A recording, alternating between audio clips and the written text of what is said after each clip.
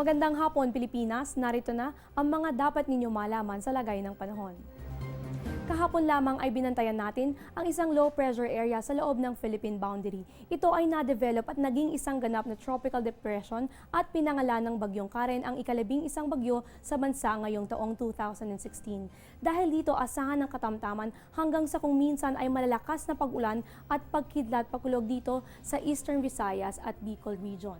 Inaabisuhan ang mga residente sa mga nasabing lugar na maging alerto sa pagbaha at pagguho ng lupa. Samantala, asahan ang mahina hanggang katamtamang pag-ulan at pagkidlat pakulog sa mga probinsya ng Mimaropa kasama ang Calabarzon, pati na rin ang nalalabing bahagi ng Visayas, Zamboanga Peninsula, Northern Mindanao hanggang sa Caraga. Para sa Metro Manila at natitirang bahagi ng bansa, bahagyang maulap na kalangitan na may pulo-pulong pag-ulan o pagkidlat pagkulog ang panahong iiral. Huwag po kayong aalis, magbabalik kami matapos ang isang paalala.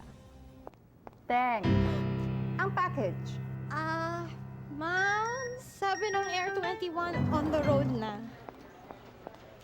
Ano, Teng? Ang package. Ma'am, sabi ng Air 21 na receive na. Okay, very good. Basta padala, sagot ka ng Air 21. May real-time delivery updates via text para worry-free ka. Teng, ang package, napadala mo na? Yes, ma'am, sa Air 21. Sa Air 21, sagot ko, padala mo.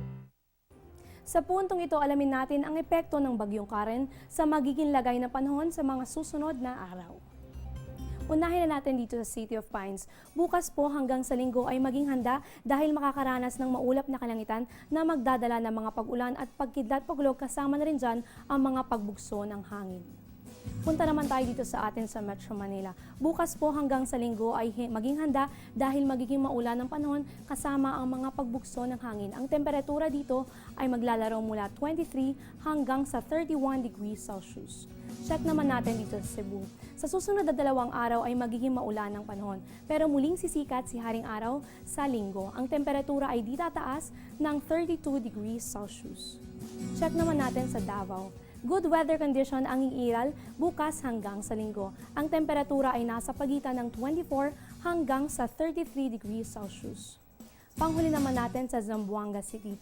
Pangkalahatang maaliwalas ang panahon bukas hanggang sa linggo, ngunit maging handa pa rin sa mga tsansa ng pulo-pulong pag-ulan o pagkidlat pagkulog.